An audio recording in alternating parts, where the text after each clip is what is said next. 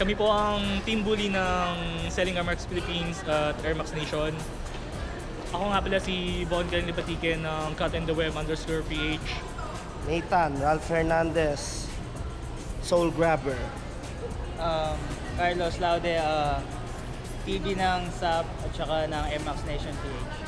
Okay, andito po tayo ngayon sa isang mall sa may port ng San Juan.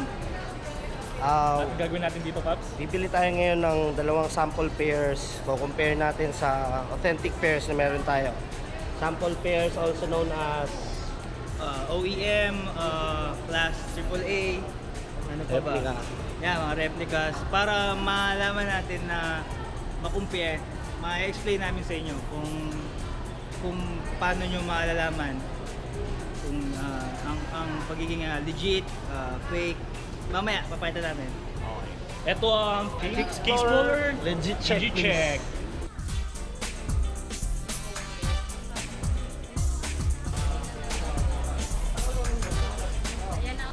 Lalo na yung mga old colorways na marami nang wala, yung mga resellers wala na lahat, tapos biglang may Lalo na lalabas yung na pump meron. red and Denim. wash denim. Yan yung mga kukunin natin ngayon.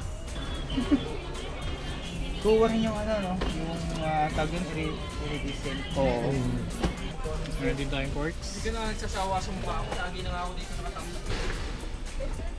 Kuha na rin, no? Iba lang talaga yung tingkad eh. Ito. Sa personal pala, no? Kung maano mo talaga yung tag. Makikita mo naman. Ayun. Ito rin. Stock liner. Mas manipis, hindi ganito. Ang kapal. Kaya parang kumukuha sila ng cheap na material. Okay, eto ang yung nabili natin. Kasi daming tanong din. Air Max 90 denim, tapos Air Max 90 Essentials Atomic Red. Check natin mamaya.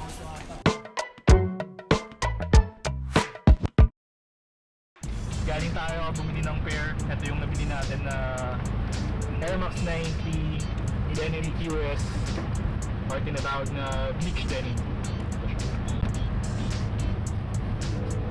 Yung sa nabili natin first. Ito yung isa na Atomic Red. Air Max 90 Atomic Red.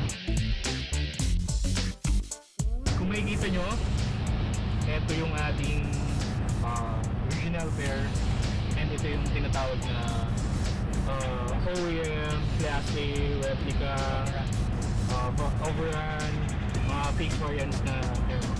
Alam mo sa ating OEM replica na denim tops? So, nasa taas hindi yung replica natin or OEM or the fake one. Nasa iba yung authentic pair natin, courtesy of Caught in the Web.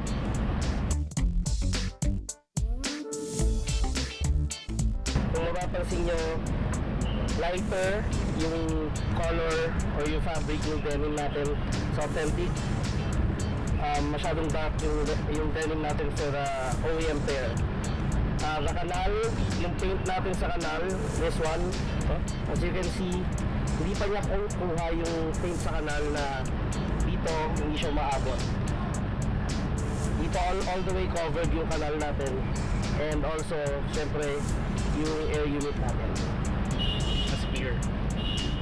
Sa tag naman, ang original na labas ng denim is from Vietnam. So ang dapat, ang code is VD2.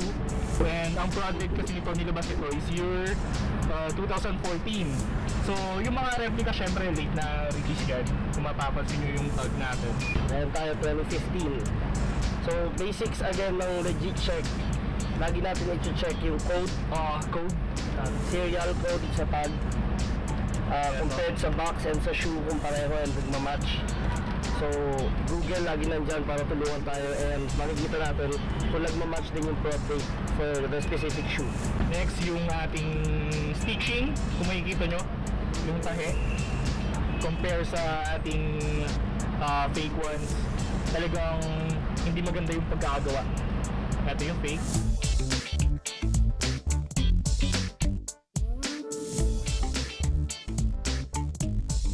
Isa pa, meron tayong extra lace para sa original na Air Max 90 wash denim natin. Yung kanyang denim part, ika nga ni Boss Pops, mukhang Wrangler denim. Wrangler denim. Ayan. Pala. Sa box naman, ito yung nabili natin na fake na Air Max 90 wash denim. Kung mapapansin nyo talagang galing pa ng China, medyo lighter, tapos yung label niya medyo malaki yung pagkakaiba. Meron tayong tag price pa sa ating legit na Nike Air Max 90 denim. Sa kabila, mas darker, mas wala. Tapos, actually sa lahat ng box, napansin talaga namin na may mga codes yan dapat sa mga gilid. So, yeah. Also, Dito wala. punta tayo sa Atomic Red. Ito, pinaka-hype pair, 2013 release. Actually, ito yung ano, isa sa parang pag medyo newbie ka sa mga sneakers, mahirap malaman kung fake o legit. Unang-una, basehan natin the mudguard.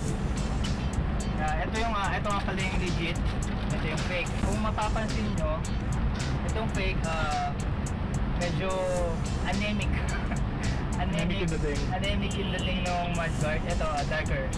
Papansin nyo naman. Ito, papansin nyo, dito sa air unit, kuha na rin niya yung paint. Kuha na niya. Kasi yung kadalasan yung iba, nagbe-base sila dyan sa paint. Sa paint dyan sa kanal na tinatawag. Kuha na. Base kasi dito sa fake, release siya 2014. So, ang tag niya, 2014. Ito yung fake. Ito naman ang legit 2013 release.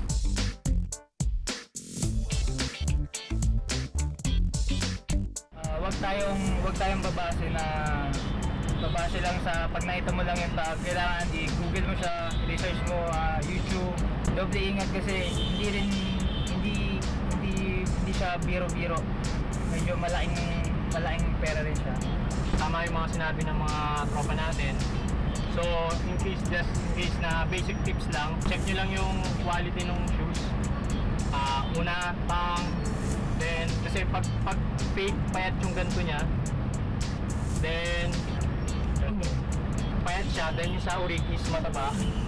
Saktong-sakto lagay yung check niya. Sa likod, medyo yung sa part niya, mataba siya, then yung maputla yung kulay niya. Then sa gilid niya, yun nga yung sa mudguard, maitim siya sa comic red. Kasi yung swoosh niya, hindi ganun tutupi-tupi. Like sa fake na madali siyang matanggal, o kaya madaling matupi. Yan. Then sa stitching, dapat yung quality ba, yung parang talagang maganda yung pagkakatahe. Pinaka-basic lang talaga sa pag-digi-check. Una-muna tignan natin, 1, 2, 3, 4 lang yan eh. So number 1, yung ating materials. Mapapansin nyo na agad yung pagkakaiba ng original sa fake. So, poor material talaga pagdating sa fake. Pangalawa, stitching, box, syempre andyan yan, tags, mostly, pinaka number 1 din talaga tinitignan namin is yung tag. Pag titignan mo kasi sa Google, pag tinype mo siya, lalabas yung shoes. So, doon pa lang, pag tinype mo, iba yung tag, hindi lumabas yung shoes, fake talaga siya. Sa mga China websites. Lalo na sa mga China websites, karamihan kasi nagkalat yung mga fake nito. Lalo na yung Atomic Red natin ng denim. Kasi ito yung mga pinakatalamak na patok sa masa ngayon. So hinahanap-hanap siya na height na. Tapos sobrang kung makikita nyo talagang halos kuwang-kuwa na. So sabi nga pag naglakad ka doon ng mabilis hindi na mapapansin. Kaya ingat po tayo, be vigilant sa pagkuha ng pair. So lagi natin i-practice yung pag-check ng shoes, lalo na sa mga groups natin like Air Max Philippines and Air Max Nation. Shoutout pala kay Boss Ralph Daojuraka. Actually siya yung mga madami naming nilaman na sa pagtungkol sa mga check. Isa siya sa mga master din, kaya maasahan natin siya. Other Team Bully, shout out to Tomato Cakes, Christian Walter. Shoutout kay Daddy Bertie. Shoutout kay Kim. Siyempre, niligaw niya ako. Sa tropa namin, mga timbule. Lucy. Ayan. So, pag kailangan nyo ng tulong, Team Bully, hanapin nyo lang lagi. Selling Air Max Philippines, Air Max Nation. Andun lang kami lagi ng bubuli. Pero sa mga, para sa mga scam lang, yung mga, syempre, hindi natin maiwasan yung mga nagbebenta ng mga feeds. So, medyo, yun na yung mga binubuli natin. So, In the way na pagtulong, hindi sa hindi na pa. Tama. Hindi sa pag-down.